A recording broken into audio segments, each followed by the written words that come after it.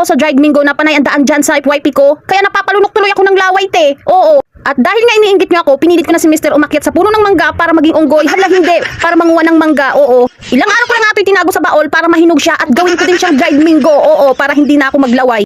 Kahit nasira na ang iba dyan, pwede pa yan, te. Oo. Tanggalin na lang natin yung sira. Total sira naman din tong nagbo-voice over. Hala, hindi. Sinimulan ko na nga tong balatan para ma-process na natin ang inaasam-asam nating dried mango. Oo, te. Para hindi na tayo mainggit. Naisipan ko na nga lang gumawa ng dried mango kaysa sa bumili dahil napakamahal naman ng dried mango kung bibilhin natin sa labas. Hala, oo, te. Ang mahal nga talaga. Kaya kahit napakatagal ng proseso nito sa paggawa, kering-keri lang yan, te. Basta maibsan lang yung cravings natin at iwas tulo laway. Hala, hindi. Timing na timing nga ang cravings natin ngayon dahil nga sa sobrang init ng panahon magagamit natin si Haring Araw. Hala, hindi.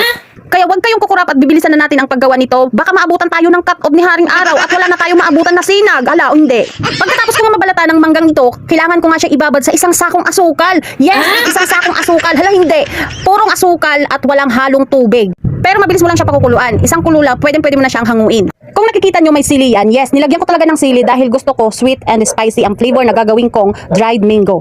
Pagkatapos ng 25th century na paghihintay natin, di ba ang tagal? Hala, hindi. Pagkatapos nga natin ito mapakuluan ay atin na itong isasalang. Nakikita nyo naman na kumukulo na siya. At ito na nga, isasalin na natin siya para ma-drain na natin yung mga liquid sa katawan niya. Then yung natirang mga sabaw ay pwede mo nang iligo. Hala, hindi. Pagkasalin, isit aside muna natin siya. Then ihanda natin ang pagbibilaran ng ating dried mango. Gumamit pala ako dyan ng T-bone napkin para mas makapal at hindi agad mapunit. Dahil dito natin ilalatag ang mga pinakuluang mangga. So pagkatapos ngayon ay inisa-isa ko na siyang nilatag, dapat pantay-pantay at hindi magkadikit para mabilis siyang matuyo at ma-dry para naman matikman na natin agad. Oo, te. Sa mga oras na to ay binibilisan ko na nga, baka mag-cut off na yung araw at maabutan tayo ng dilim. Hala, hindi. At pagkatapos ko nga mailatag yan isa-isa, hinihanda ko na ang ating pagbibilaran. Kahit napakainit dyan, te. Tiniis ko lang, oo, te, para lang mayroon tayong mabilaran. At sa wakas natapos na din tayo at hindi tayo naabutan ng cut-off ni Haring Araw. Kaya ayan, naibilad na natin siya at maghintay tayo ng 25th century bago siya matuyo. Hala, hindi.